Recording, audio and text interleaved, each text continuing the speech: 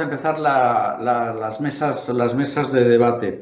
Empezamos la primera mesa que la conduce David Cano y que vamos a ver de forma general cómo va a afectar a los momentos que pasamos en estos días a nivel de transformación tecnológica y también de impacto en los medios de financiación que tenemos las empresas hoy en día. David, cuando quieras puedes empezar a introducir la mesa. Muy buenos días a todos. Muchísimas gracias a ASET por contar una vez más conmigo para participar en este congreso con otro papel diferente al de años anteriores, pero para mí es desde luego un honor y un privilegio. Y efectivamente la idea es moderar esta mesa redonda, cuyo título es Una crisis global excepcional a resolver, y donde estamos todos de acuerdo en que la tecnología, no sé si es la que nos va a ayudar a resolverla, pero sí desde luego a mitigarla y a tratar de salir lo antes posible de esta profunda crisis económica.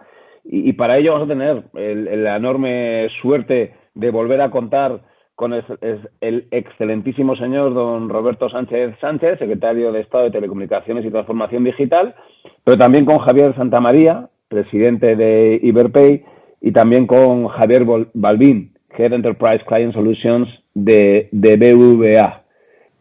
Y sin más, si me permiten, voy a proceder a hacer las preguntas. El señor Sánchez ya ha expuesto un poco el 5G, pero un poco a tenor incluso de preguntas que ya nos están enviando muchos de los participantes, que son directores financieros de empresas. Nos dicen, pero ¿es tan disruptiva esa tecnología 5G? ¿Cómo va a afectar fundamentalmente a las empresas? ¿Es una amenaza? ¿Es una oportunidad? Bueno, pues buenos días de nuevo.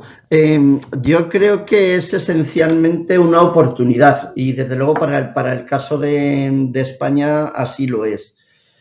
Sí es muy disruptiva y como decía antes en la apertura, es disruptiva especialmente en el ámbito de los negocios. Es, por supuesto, también en el ámbito personal.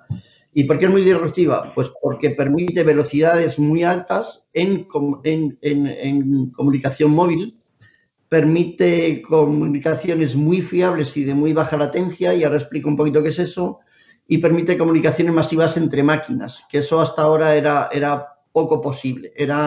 Había comunicación entre máquinas con las tecnologías 4G, pero no de una manera tan extensa o con tanta densidad de dispositivos como puede haberla ahora. Esto se traduce en que tener mucha capacidad de mucho ancho de banda significa que podemos, por primera vez de verdad, utilizar cosas como los servicios en la nube en cualquier parte del territorio sin estar conectado a ninguna línea física a velocidades muy elevadas. Cualquier tipo de aplicación que se nos pueda ocurrir que requiera grandes manejos de datos, incluso enviar información tipo vídeo, estado de una ciudad o estado de un campo, estado de un bosque o un centro logístico con miles de contenedores controlados que están enviándose información permanentemente de cuál es su situación, su contenido, el estado, etcétera, etcétera. Cualquier cosa que se nos ocurra, esos son posibles tanto por la capacidad de datos, porque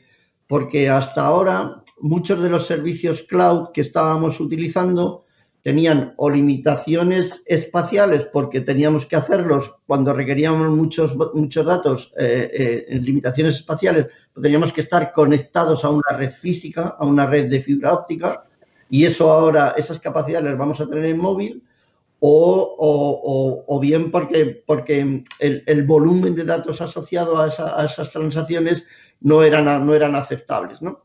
Entonces, esos yo creo que son características que son muy importantes. Y luego el ámbito de la fiabilidad de la red. Si estamos pensando en cosas como coche autónomo, evidentemente la fiabilidad tiene que ser absoluta. No se puede perder la conectividad o la conexión de ese vehículo en ningún momento del territorio. Y la siguiente cosa que es muy importante, como decía, es la gran densidad de dispositivos que son posibles por kilómetro cuadrado, por superficie, ¿no? que se multiplica por 100 probablemente, por más de 100 de lo que ahora tenemos. Eso permite diseminar en un entorno determinado, como decía antes, en un centro logístico, por ejemplo, muchísimos dispositivos que se van a estar comunicando entre ellos, ¿no? Entonces, es muy rupturista. Como siempre, los tecnólogos somos muy malos futurólogos.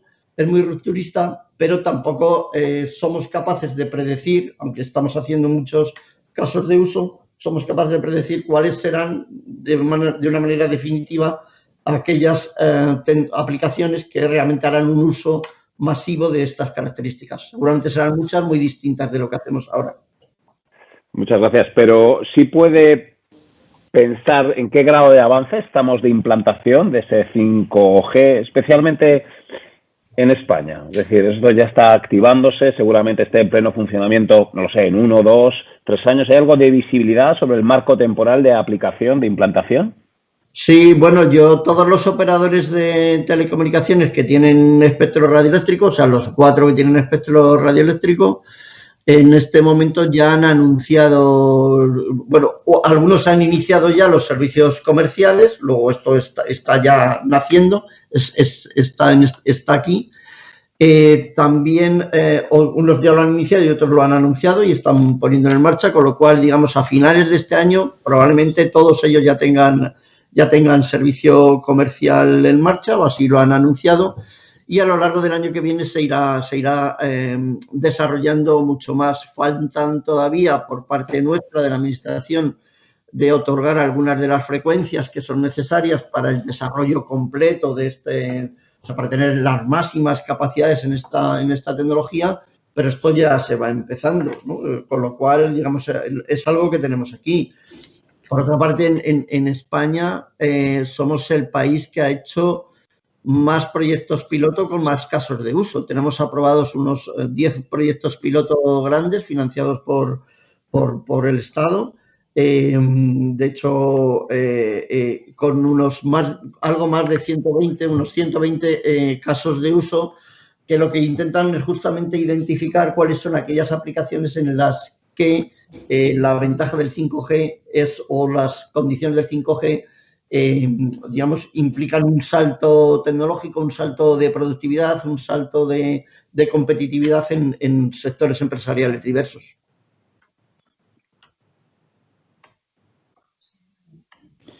Se te ha ido la voz. ¿Se me ha ido? No, David. Percibimos... ¿ahora sí? Perfecto. Sí. Digo, perdón, decía que estamos percibiendo esa implantación, ese desarrollo en Europa y en España, pero también tenemos la percepción de que tal vez haya otras economías que están algo más avanzadas que nosotros. Y ya no solo Estados Unidos, donde uno puede pensar que siempre Estados Unidos va un par de pasos por delante, pero tal vez el nuevo agente, el nuevo jugador en esto, que es China. Bueno, la pregunta va por ahí. ¿Cuál es el grado de avance de China? Es verdad que China, por ejemplo, en 5G es líder. Es cierto que hay una guerra tecnológica entre Estados Unidos y China por esta nueva tecnología. ¿Cuál es el posicionamiento de Europa en esta guerra tecnológica? Bueno, yo creo que en este momento no es verdad que sea Estados Unidos el que esté liderando o que vaya más avanzado que Europa. Los países en los que ha habido un mayor desarrollo del 5G hasta este momento, el más desarrollado en términos de tecnología y de despliegue de red y aplicaciones probablemente sea Corea del Sur, claro. Eso es probablemente el más avanzado.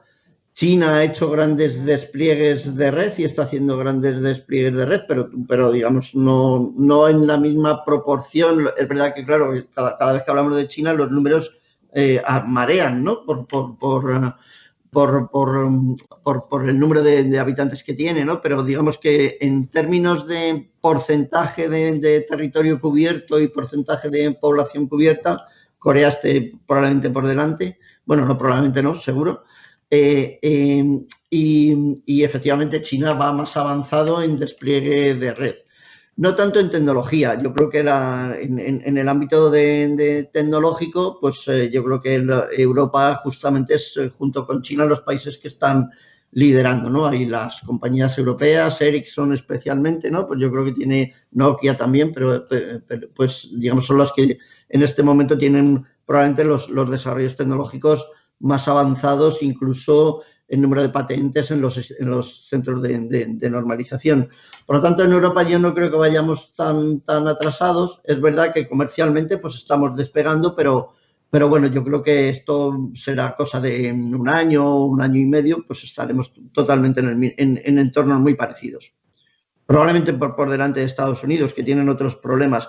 Hay un tema que es muy importante, perdón que me enrolle un poco, pero hay un tema que es muy importante para el despliegue de las redes de 5G, y es que para alimentar toda esa cantidad de datos en las estaciones base hace falta llegar con fibra óptica. Con lo cual, en España en concreto, que tenemos un despliegue de fibra óptica muy elevado, llegamos al 84% de la población, digamos, estamos en una mejor posición para aprovechar, para que los despliegues de 5G aprovechen todo el potencial de la tecnología, porque son capaces de sacar toda esa cantidad de datos. O sea que yo creo que en ese sentido nosotros estamos bastante bien. Muy bien, pues muchísimas gracias y tremendamente útil, sobre todo para los economistas y financieros que oímos de tecnología, pero no terminamos de entenderlo, y creo que nos ha abierto un poco más la mente para entender esta realidad, aunque sea desde el punto de vista de la infraestructura tecnológica. Y ahora, si me permiten, vamos a pasar un poco a una aplicación, a ver cómo afecta a los sectores, ¿no? Entre ellos, evidentemente, el financiero. Así que, con su permiso, pues me gustaría pasar a hablar con Javier Santamaría, como decía, presidente de Iberpay. Bueno, hemos hablado de 5G, entiendo que hay otras tecnologías disruptivas, como puede ser blockchain y demás, y ahí va directamente la pregunta, ¿no? ¿Cómo afecta estas nuevas tecnologías, bueno, pues al segmento de los medios de pago? Muchísimas gracias. Muchas gracias a ASET por invitarme a participar en este Congreso Anual de la Dirección Financiera. Estoy encantado de estar aquí con vosotros. Vamos a ver, al hilo de las palabras de nuestro secretario de Estado, que yo creo que han sido muy interesantes, y no quiero sonar triunfalista, yo creo que los sistemas y las infraestructuras de pago han funcionado más que razonablemente bien en las crisis anteriores, en la financiera y en la sanitaria. Y no quiero sonar triunfalista, porque si algo nos han enseñado las crisis es que no hay sistema que lo aguante todo, que para cualquier Titanic hay un iceberg suficientemente grande que puede hundir el barco. Y no hay sistema, no hay infraestructura insumergible, lo cual nos hace o nos obliga a los que estamos gestionando infraestructuras a todavía intentar mejorar la resiliencia, la resistencia de los sistemas que preparamos, y tener un intento de planificar y de anticipar el futuro todavía con más ahínco. Si miramos atrás, en los meses más cercanos, los sistemas de pago en España han reaccionado, yo diría que notablemente bien, a la crisis sanitaria, a los cambios, a la volatilidad que ha habido en el uso de los distintos instrumentos y de las distintas infraestructuras. La adaptación fue inmediata. Yo creo que, como bien señalaba el secretario de Estado, aparentemente sin esfuerzo, lo cual no quiere decir que no estuvieran preparados, que eso no respondiera a una planificación y a un esfuerzo anterior de desarrollo de estas infraestructuras. Lo más reciente de lo que podemos enorgullecernos es de la generalización de los pagos en tiempo real, de los pagos inmediatos en España.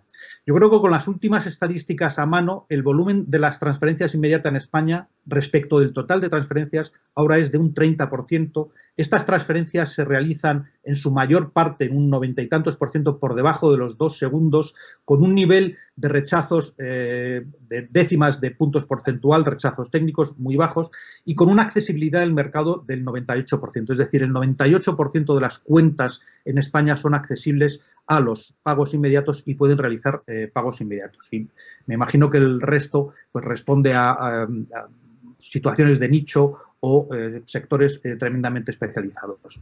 La llegada del tiempo real, que ha sido algo no solo infraestructural, sino sectorial, es un buen ejemplo de por dónde van los tiempos. Y no solo es, y también hago referencia a las palabras del secretario de Estado, no solo es el tiempo real, sino también la disponibilidad 24 horas por 7. Ahora hay aproximadamente un tercio de estos pagos se realiza fuera de los horarios habituales, porque responde a las necesidades de los clientes y de los usuarios finales. Y también he de hacer referencia a que en plena crisis sanitaria uno de los hitos que estaba previsto, que era aumentar el límite máximo de la transferencia de 15.000 a 100.000 euros, se llevó a cabo en julio sin que esto supusiera, desde luego, ninguna disrupción ni ningún problema. Y en particular para los tesoreros entiendo que se puedan hacer ahora pagos de hasta 100.000 euros con disponibilidad de los fondos en destino en 2 segundos, pues yo creo que es una buena idea. Y yo creo que, bueno, los que estamos a cargo de infraestructuras ponemos a disposición esas capacidades, son los usuarios los que determinan qué usos o qué potencialidad de generar valor tiene esa capacidad. De cara a futuro, y por remitirme a lo más concreto, en lo que estamos trabajando, y en eso en España, en el sector español, pues vamos también muy en cabecera, muy en liderazgo respecto del resto de países europeos, es en la implantación de lo que se llama en inglés el request to pay, que es darle la vuelta a una transferencia y ser capaces de originarla desde el lado beneficiario. Esto que se implantará seguramente a lo largo del año, pues las infraestructuras españolas ya están trabajando para que esto sea una realidad y pueda ser usada por las empresas y los ciudadanos españoles en cuanto esto esté disponible en el ámbito europeo. Esto es, digamos, lo inmediato, lo más cercano de lo que hemos sido testigos en estos últimos meses, pero volviendo a las palabras del secretario de Estado, yo creo que hay que mirar al futuro. Y en el futuro, ¿qué es lo que tenemos? Bueno, pues al hilo de la implantación del 5G, lo que también hemos estado trabajando en el entorno de Iberpay es en ser capaces de hacer lo que llamamos pagos inteligentes o smart payments, que es utilizar redes blockchain o el Internet de las cosas para realizar pagos. Y yo creo que esto efectivamente lo que ha supuesto, porque lo que se ha hecho ha sido una prueba de concepto, que es más que una prueba de concepto, porque es las pruebas en entornos de preproducción, con Target 2, el sistema de Banco Central Europeo, también en preproducción, con decenas de miles de pagos, ser capaces de hacer pagos que en el caso que nos ocupa han sido pagos instantáneos en este tipo de entornos distribuidos, blockchain o entornos también que pueden ser de Internet de las cosas, como preparación, ya digo, para el futuro. Y ya pensando, esto podemos hablar más largo y tendido de a qué puede solucionar, yo creo que lo que ahora hay que esperar es a que los usuarios presenten casos de usos en los cuales pues estas infraestructuras pues puedan dar respuesta y puedan ser el soporte de esas soluciones. De cara más al futuro, pues lo que puedo mencionar es que también estamos trabajando, y yo creo que en la frontera del conocimiento, en lo que se llaman perdón por el acrónimo en inglés, las CBDC, que son las monedas digitales de Banco Central, o por decirlo en breve, en el euro digital. Ahora desde el día 12 de octubre hay una consulta pública lanzada por el Banco Central Europeo, y en Iberpay también, con el conjunto del sector, estamos trabajando en probar, en hacer ya experiencias concretas, no solo en teorizar y en hacer documentos o PowerPoints o documentos de análisis conceptual, sino verdaderamente en aterrizarlo y en hacer pruebas, en hacer tests de cómo esto puede funcionar. Yo creo que la idea del Banco Central Europeo no es como para tomar una decisión de emitir dinero digital el año que viene. No es esto lo que en el informe que publicó hace 10 días dice. Lo que yo creo que no hay que renunciar es a estar preparados para cuando esas decisiones se deban tomar. Y el estar preparado no es que el Banco Central Europeo esté preparado, sino que también las infraestructuras nacionales y los sectores, los actores financieros estén preparados para cuando esas decisiones se hayan de tomar. Y esto efectivamente pues supone preparar y planificar el futuro con años de anticipación. Y yo creo que gestionar las infraestructuras va mucho de eso, va de pensar en cuáles serán las demandas del futuro y preparar esas infraestructuras para que cuando las demandas se hagan realidad, efectivamente encuentren el cauce, la manera de desarrollar soluciones de mercado haciendo uso de esas infraestructuras y respondiendo a las necesidades que ahora mismo no son tan evidentes, pero que lo serán en 1 o 2 años. Y luego yo creo que Abraham, me pareció también muy interesante la pugna esta entre China, Estados Unidos y Europa. Yo creo que luego a lo mejor nos dará ocasión de hablar también de que Europa, precisamente en el sector de los pagos, no solo no está retrasado respecto de otros grandes actores internacionales, sino que también está a la altura de lo mejorcito que hay ahora mismo en el mundo. Sin duda, yo creo que esto es uno de los elementos comunes de las dos intervenciones anteriores, es que no tenemos que tener complejos en Europa porque estamos desarrollando y estamos avanzando en tecnología y en palabras que igual hace 2 años en este mismo congreso ni hubiéramos podido hablar ni entender qué es 5G y blockchain, y hoy tenemos ya una realidad que está transformando los sectores. Me vais a permitir que pase con Javier, Javier Balbín, para que nos hable un poco del impacto, en concreto en el sector financiero, en las entidades crediticias. Cuando quieras, Javier. Gracias, David. ¿Me escuchas bien? Perfecto. Perfecto, perfecto. Pues muchas gracias, David. Buenos días nuevamente y es un gusto y un honor poder estar aquí con ustedes para compartir algunas reflexiones.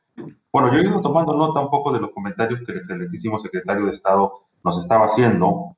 Y la verdad que cuando uno escucha hablar del 5G, yo estoy convencido de que es una tecnología totalmente rupturista y de futuro, ¿no? Bueno, el futuro, yo diría más de presente que de futuro, en realidad, y lo vamos a ver, mi opinión, bastante más cerca que lejos, ¿no? Y cuando uno escucha los casos de uso y las aplicaciones que se están generando, que ya existen hoy día y que se van a generar de parte de Javier de Santa María, pues la verdad que se le ve muchísimo valor a lo que se está haciendo y lo que se viene, ¿no? Desde el punto de vista financiero de banca, ¿cómo lo vemos? Pues permíteme dividirlo en dos grandes puntos, en dos grandes temas, ¿no? El primero, ¿cómo impacta a la banca en general, en términos de banca, de esta nueva experiencia de tener una tecnología pues, mucho más, con una velocidad mucho mayor, con una latencia diferente? Y lo segundo, ¿cómo impacta a nuestros clientes? Que es algo que además nos interesa mucho a nosotros, porque obviamente nosotros trabajamos en relación con nuestros clientes y queremos clientes que estén transformándose y que van a ser ganadores en el futuro, ¿no? Sobre lo primero, pues yo dividiría el impacto de esta tecnología 5G en la banca en cinco grandes temas probablemente, ¿no? Y el primero y alguno que a mí me gusta muchísimo porque creo que es el foco de la banca, y ya no solamente hablo del mundo de la empresa, que también, sino en general atraviesa todos los segmentos de empresas y personas, es que la experiencia del cliente cambia radicalmente, ¿no? Cambia radicalmente con respecto a cómo la tenemos hoy día concebida. Es decir, vamos a pasar a una experiencia de banca móvil en tiempo real. Lo decía muy bien Javier Santamaría, los temas de los pagos en tiempo real, pues ya se dan, y vamos a poder vivir en una situación de experiencia real permanente, ¿no? Es más, aplicaciones más ligeras, banca digital por streaming, asistentes virtuales con voz, poder llegar a más clientes de una manera, pues, que no se salta el tema presencial, pues la verdad que cambia la experiencia y la relación que tenemos con nuestros clientes. Es un primer punto que yo consideraría fundamental en la implantación del 5G, ¿no? Lo mencionó también el excelentísimo secretario de Estado, y creo que no es un tema menor cuando hablamos de banca, de la mejora en lo que son los sistemas antifraude, ¿no? Sin lugar a dudas, se podrán detectar aquellas transacciones que intenten ser fraudulentas más rápidamente y se protege con ello a toda la industria, a los comerciantes, a los consumidores, se protege a todos esos sistemas pues, mucho más sólido, mucho más fuerte, ¿no? Por lo tanto, ese es otro punto que yo también veo, ¿no? Un tercer punto que yo veo en el uso de esta tecnología 5G es el poder llegar a mucho más zonas, más clientes, más personas, involucrarlos más en lo que está pasando en la industria financiera. Es decir, el alcance que va a tener es mucho mayor y con ello la calidad de servicio que se puede brindar, pudiendo desplegar, por ejemplo, si me lo permites, ATMs en varios sitios de una manera más ágil, más rápida, sin necesidad de tener la conexión de cable, pues evidentemente amplía el espectro y llegada de la banca hacia otros universos de clientes, incluyendo, siendo muy inclusivo con todos los que tengan necesidad de acceder al mundo de la banca, ¿no? Un cuarto punto, y a mí me gusta mucho y lo he explicado bastante bien y no voy a ser reiterativo, lo he explicado muy bien Javier de Santa María, es pues los pagos invisibles, los pagos inteligentes, la democratización, si se quiere, o masificación de los pagos, que cambia completamente el cómo pagan las personas, cómo pagan las empresas y cómo cobran, por la otra parte, pues las empresas, ¿no? Imaginar salir de un parking, por ejemplo, no tener que hacer absolutamente nada más porque se cargue en tu cuenta o entrar al metro y inmediatamente se debite de tu cuenta el monto que justifique sin necesidad de hacer ninguna operación adicional, pues lo que hace es que los pagos cambian completamente. Y lo explica muy bien Javier, no voy a ser reiterativo, el mundo de pagos cambia para mí radicalmente y da una evolución brutal, haciendo más eficiente a todas las empresas, ¿no? Y un quinto punto para mí fundamental en el mundo de la banca, lo que es la financiación, ¿no? La financiación, sin lugar a dudas, cambiar, contar con mayores datos para poder hacer una mejor evaluación de riesgos, al conocer dónde están los activos, su valoración, el poder financiar en el momento en que el cliente lo quiere, porque sabes los activos de un supply chain finance, en qué momento están, en qué lugar están para poder hacer ese financiamiento, pues vuelve mucho más eficiente y llega en el momento justo en el que el cliente lo necesita para poder apoyarlo con una financiación. Yo diría que estos son algunos de los temas que impactan positivamente en el sistema financiero. Pero luego no puedo dejar de hablar también, si me lo permites, del impacto que genera muchos sectores tradicionales al sector financiero, pero que al final en su relación con nosotros son muy importantes. Es decir, sectores como el retail, sectores como la logística, sectores como la distribución, sectores ligados a la salud, son sectores que cambian radicalmente sus maneras de operar, sus modelos, y por lo tanto se les abre una oportunidad muy grande en la que como banco nosotros queremos estar y acompañarlos para poder llevarlos adelante, para que ese mensaje rupturista de futuro pues se convierta en una realidad, porque para mí el gran reto que existe no está tanto en poder ver lo que el 5G nos ofrece, que también es complejo, porque lo decía muy bien el excelentísimo secretario de Estado, o sea, ser visionario es complicado, poder ver los casos de uso y tal, seguro que es complejo. Pero lo difícil es cómo ejecutarlo, cómo poder llegar a todas las empresas, y no hablo solo a las más grandes, sino a las medianas y a las pymes, y que puedan aprovecharse de esta tecnología para el futuro, para poder transformar sus modelos de negocio y poder ser más competitivos y eficientes.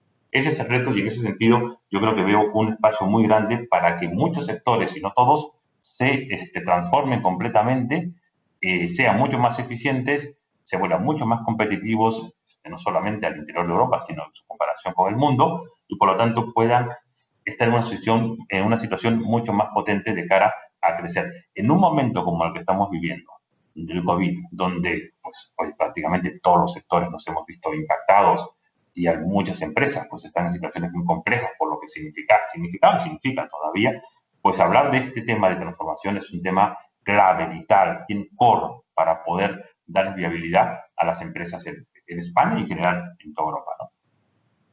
Muy bien, muchísimas gracias. Voy a meter una pregunta que están haciendo desde el público, porque además creo que es muy relevante. Se habla mucho de oportunidades, de crecimiento y demás, pero Teresa nos dice, bueno, cuidado, puede haber un punto de vulnerabilidad. ¿Qué pasa con la ciberseguridad? ¿Qué pasa con la seguridad? ¿Debe haber una normativa? ¿Debe ser las empresas las que inviertan en infraestructuras? O sea, ¿cómo tiene que, si es o no un riesgo, la ciberseguridad, si tiene que desarrollarse una normativa, quién tiene que invertir dinero en esa seguridad? Y es una pregunta que dejo abierta a los tres panelistas, si me permiten. Bueno, yo si quieren por comentar sobre ella, claro, la ciberseguridad en el ámbito 5G, la ciberseguridad siempre es importante. Yo creo que es un elemento extraordinariamente importante en la sociedad digital en la que estamos ya inmersos y que vamos desarrollando poco a poco. La ciberseguridad en el ámbito del 5G es probablemente todavía más importante. ¿Por qué? Pues porque lo que estamos hablando son de dispositivos que funcionan por sí mismos, que hacen funcionar las máquinas, o sea, que sin intervención humana, ¿no?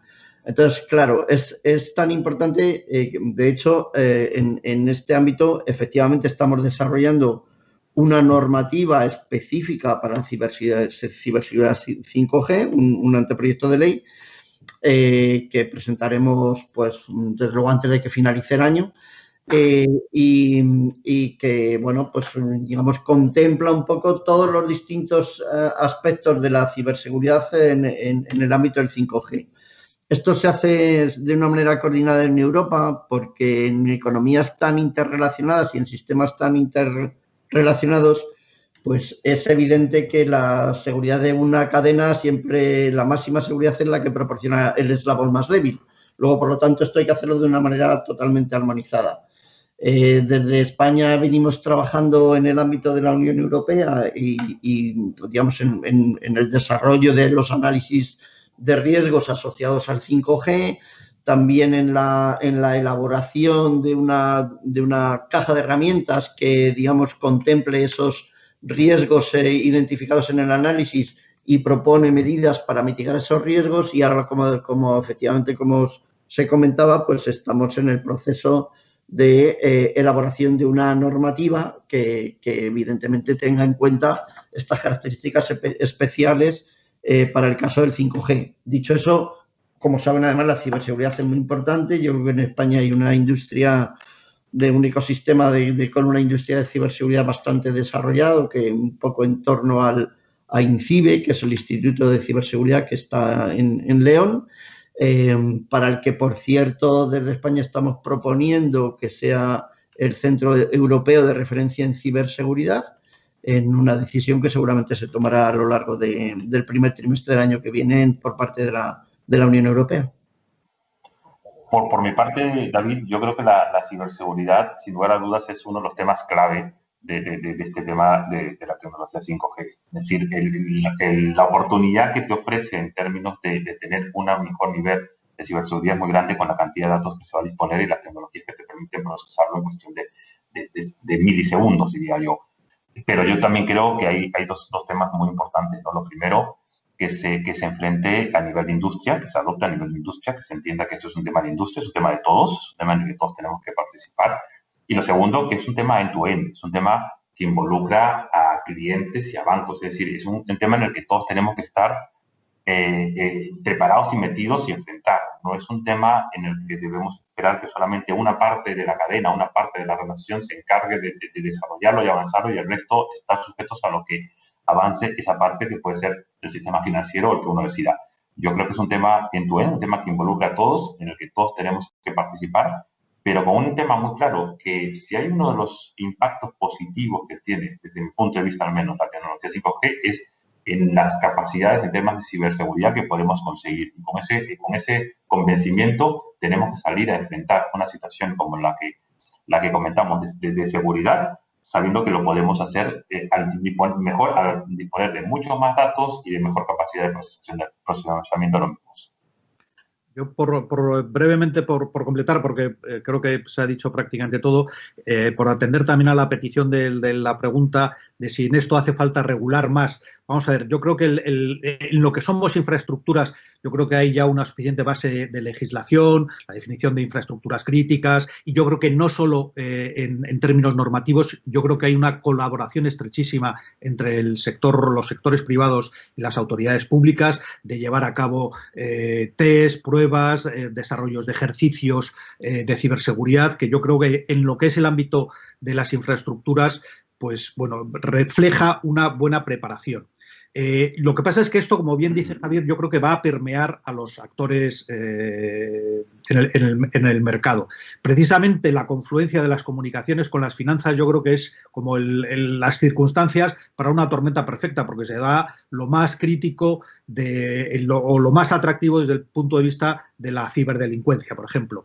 Yo creo que ahí sí que habrá todavía que dedicar esfuerzos. Yo creo que no solo las empresas financieras, sino toda la función financiera se va a ver afectada, porque esto va a afectar no solo a los propios actores, sino también a los entornos de subcontratación, a todos los sistemas que estén en la nube, y eso va a requerir también un esfuerzo por parte de las autoridades, que van a tener que ejercer una vigilancia más activa, más estrecha, quizás generando algo de molestias en los actores, porque efectivamente eso va a ser un ámbito que va a tener que estar más y mejor vigilado. Bueno, esto se va a traducir en las empresas en que, por un lado, se van a producir estrecheces en la búsqueda de profesionales que conozcan de esto. Yo creo que ya muchos estamos acostumbrados a encontrarnos con dificultades a la hora de encontrar la experiencia y el conocimiento adecuado para determinadas funciones. Por otro lado, lo que se supone es una oportunidad de desarrollo de esta capacidad o esta actividad también de cara al futuro. Y yo creo que en este sentido, también por reflejar o por subrayar lo que ha dicho el secretario de Estado, yo creo que en España en esto yo creo que tenemos unas capacidades que también deberíamos tener que explotar de cara al futuro, porque tenemos que, en esto, yo creo que también aprovechar la oportunidad de generación de puestos de trabajo muy cualificados, muy especializados, para lo cual yo creo que sí que tenemos una base sólida sobre la que crecer. Muy bien, está claro que la ciberseguridad es un aspecto relevante. No sé decir queja o no, pero un comentario que hace uno de los asistentes tiene que ver con la privacidad. Yo creo que esta cuarta revolución industrial asociada a la tecnología es verdad que tiene ese componente, ¿no? Las anteriores han podido provocar desigualdades y demás, que lo ha señalado también muy bien el excelentísimo secretario de Estado. Intentemos que esta nueva revolución tecnológica, esta nueva revolución industrial no genere desigualdades, pero es verdad que puede atentar contra la privacidad. Y también se me comenta otro punto, y hago ya la última ronda de preguntas para ajustarnos al horario. Bueno, hay una queja de alguien que trabaja cerca de Zaragoza, señala y dice que no llega la fibra, ¿no? Lo ha señalado al principio el señor Sánchez, donde efectivamente se intenta que llegue a todos los sitios, pero hoy por hoy todavía no es total y absoluta. Y como digo, lo enlazo con la posibilidad de esa recuperación económica que esperemos que se produzca en Europa y en España el próximo año y los siguientes, asociados a ese programa, el Next Generation EU, a ese programa de reconstrucción europea. Eso es una de las posibilidades, se puede destinar parte de ese dinero, por ejemplo, a esa mayor extensión de fibra óptica. Así pues, como digo, esta es la última ronda para ajustarnos al horario. Si queréis comentar algo sobre la privacidad, y dos, ese programa de reconstrucción, de reactivación europeo, el Next Generation EU. Pues si quieren empiezo yo mismo otra vez. Sí, por favor, gracias. Bueno, en el ámbito de la privacidad, yo creo que justamente si hay algo por lo que nos distinguimos en Europa, es porque a diferencia de otras partes del mundo hemos desarrollado un entorno digital en el que tenemos muy en cuenta cuestiones como la privacidad, los datos personales, etcétera, ¿no? Y de hecho hemos fijado los estándares en la protección de datos personales, hemos fijado los estándares a nivel global, ¿no? Y que ahora en su momento incluso fueron criticados desde el punto de vista del coste adicional que podrían suponer, ¿no? Pero yo creo que hoy ya se han aceptado como algo que es, bueno, es el modelo europeo de desarrollo digital en el que se protegen por los datos personales, la privacidad, los derechos digitales, y ese es un tema en el que seguiremos avanzando. De hecho, es uno de los aspectos que también se incorporaba dentro de la agenda digital, ¿no? Todo lo que es el ámbito de un mejor desarrollo de derechos digitales que, digamos, nos protejan a las personas en un mundo para el que no hemos sido educados, ¿no? O sea, nosotros nos hemos sido educados para la protección, para autoprotegernos en el mundo físico o para que el Estado de alguna manera nos proteja en el mundo físico, pero no tanto en el mundo digital, y digamos, eso es un tema extraordinariamente relevante, que son privacidad, datos personales, derechos digitales. Y como digo, eso está contemplado también, es una de las medidas de desarrollo de la Agenda Digital España 2025, ¿no? Y ese es un punto. El otro punto que se comentaba es el de la extensión de la banda ancha. Bueno, en España yo creo que hemos avanzado muchísimo con programas de ayudas para los operadores para poder extender la banda ancha en el territorio, pero es evidente que todavía hay algunas zonas que están sin cubrir. El objetivo, desde luego, como comentaba, del plan de conectividad, de la estrategia digital 2025, es avanzar en esa cobertura del territorio para alcanzar el 100% del territorio, cubrirlo el 100% con velocidades hasta 100 megabits por segundo. Por lo tanto, sí es verdad que hay poblaciones todavía en las que no hay accesos de banda ancha, pero evidentemente están en el programa, están en los planes que se están desarrollando, y desde luego utilizarán, es una parte importante de los fondos de recuperación, se va a utilizar justamente para completar esa cobertura territorial, ¿no? Esto en el Next Generation EU, eso es una parte importante, que es la cobertura, porque como decía antes, al principio, el acceso digital es la condición básica.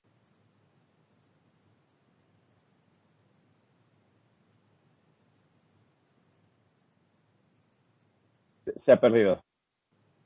Sí, se ha perdido, ¿verdad? Perdón, secretario de Estado, creo que se ha perdido la conexión. Bueno, a espera de recuperarla, Javier Balbín, Javier Santamaría. Vamos a ver, yo, vamos, por no repetir lo que ha dicho sobre privacidad, yo creo que efectivamente en eso, en Europa sí que se han dado signos de ir también por delante de los tiempos. En particular en finanzas se ha creado el concepto de Open Banking extendido a Open Finance y vamos a hablar de Open Data. O sea que yo creo que en ese sentido hay norma suficiente y maneras y usos ya claramente especificados. Por no resultar totalmente complaciente, yo diría que en Europa hace falta mejorar otro aspecto, que es la parte de identidad electrónica, no solo para los ciudadanos, sino también para las personas jurídicas. Ahí hay todavía campo para converger, campo para armonizar, para reducir la fragmentación que hay en Europa. Todavía todo el tema de lo que es el uso de la identidad electrónica, yo creo que se puede mejorar. Y respecto de la capacidad de Europa para sobreponerse a la crisis, yo me voy a limitar a lo que sé, a mi libro, que es el de los pagos. El día 24 la Comisión hizo público un documento de estrategia de pagos minoristas, también al hilo de la publicación de la estrategia de finanzas digitales para Europa, en donde yo creo que por primera vez, con un énfasis rotundo, pues se hace un llamamiento para mejorar la soberanía sobre los sistemas, la autonomía que tiene Europa, el desarrollar soluciones nacidas en Europa. Es decir, ponerse de pie. Uno cabe preguntarse esto cómo se va a hacer, pero por lo menos, desde luego, si se ha de hacer, se tiene que partir del convencimiento de que Europa puede ser un jugador pues a la altura de China y de Estados Unidos.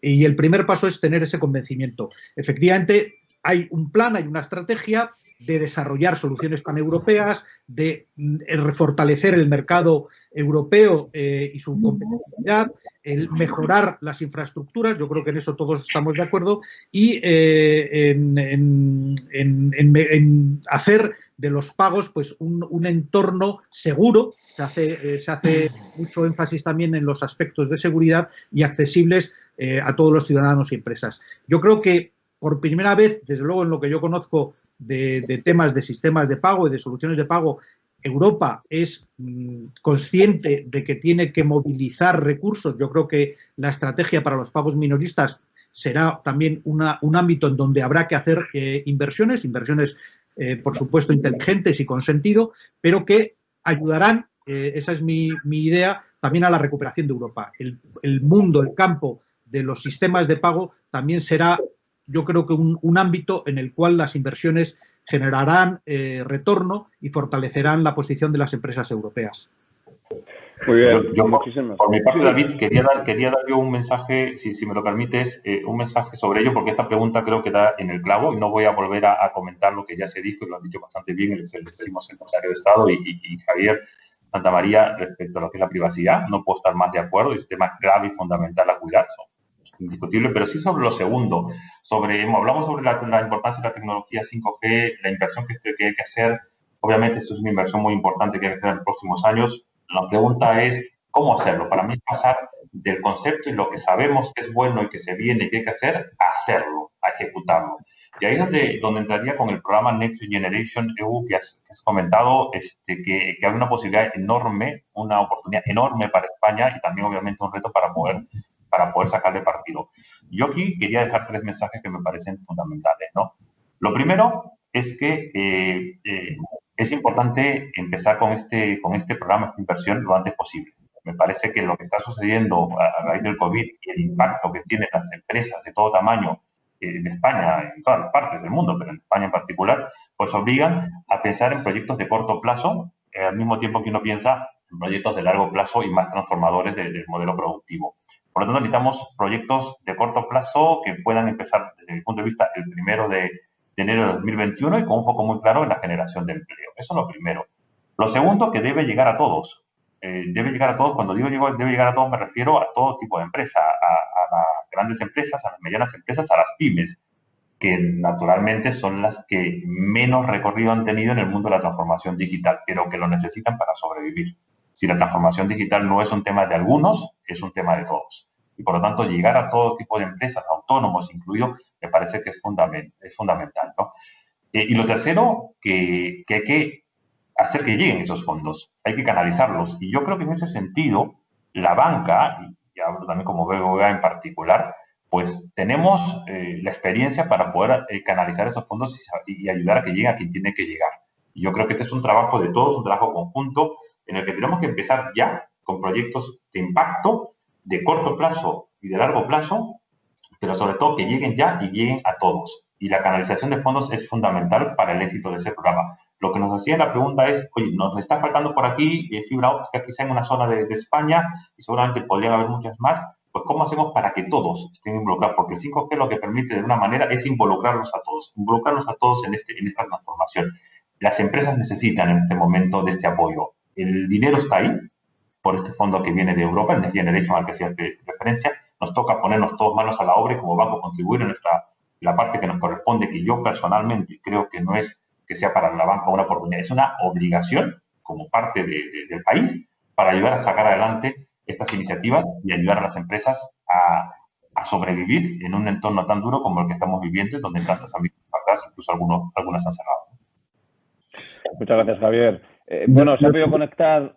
Ah, perdón. Sí, creo que se me ha cortado antes la comunicación, no sé hasta dónde se ha escuchado.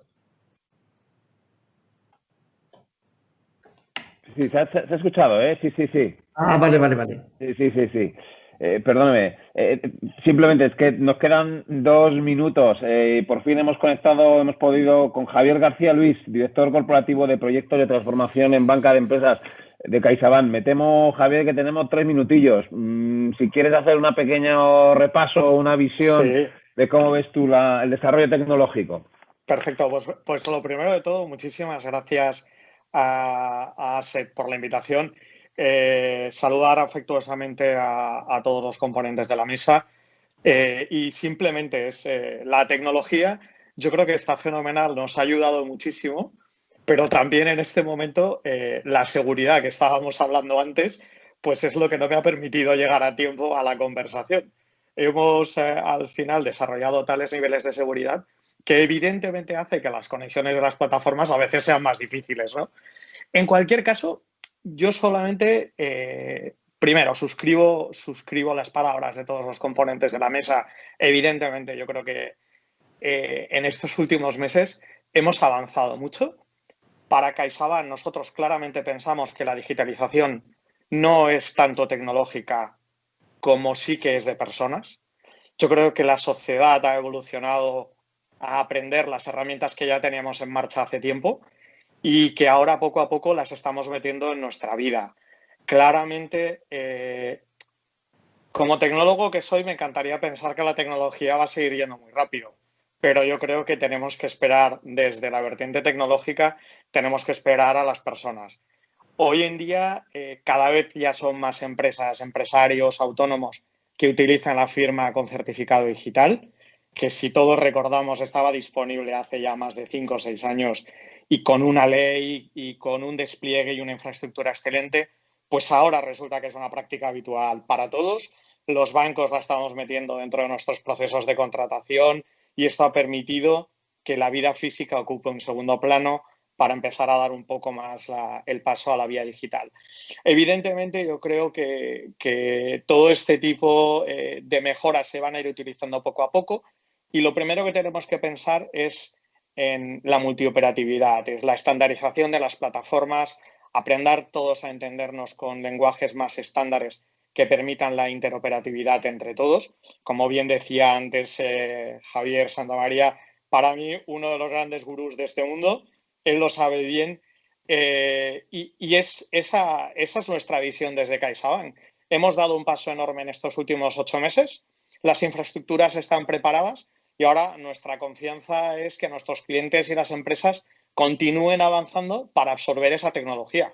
Y poco a poco yo creo que iremos avanzando cada año un poco más y que esa brecha digital al final no será una brecha entre el mundo tecnológico y la persona, sino que la persona poco a poco irá acercándose. Y esta es nuestra visión, claramente. Muy bien. Pues muchísimas gracias. Y muchísimas gracias. Nos hemos aprendido un montón. Yo creo que ha sido una mesa redonda muy útil, donde se constata que menos mal que hemos tenido tecnología. Sin la tecnología, esta crisis económica hubiera sido muchísimo más intensa y que la tecnología puede ser una de las palancas del crecimiento y de la recuperación económica, ¿no? Yo creo que nos vamos con esa botella medio llena. Es verdad que hay vulnerabilidades, es verdad que hay elementos negativos, pero que se podrán resolver. Y nada, muchísimas gracias, por lo tanto, al excelentísimo señor don Roberto Sánchez Sánchez, secretario de Estado de Telecomunicaciones y Transformación Digital. Gracias, Javier Santamaría Navarrete, presidente de Iberpay. Gracias, Javier Malvin, Head Enterprise Client Solutions de BVA. Y muchísimas gracias, Javier García Luis, director corporativo de proyectos de transformación en banca de empresas de CaixaBank. De verdad, ha sido un enorme placer. Hemos aprendido mucho y hasta la próxima. Muchísimas gracias y gracias, evidentemente, a todos los que habéis asistido.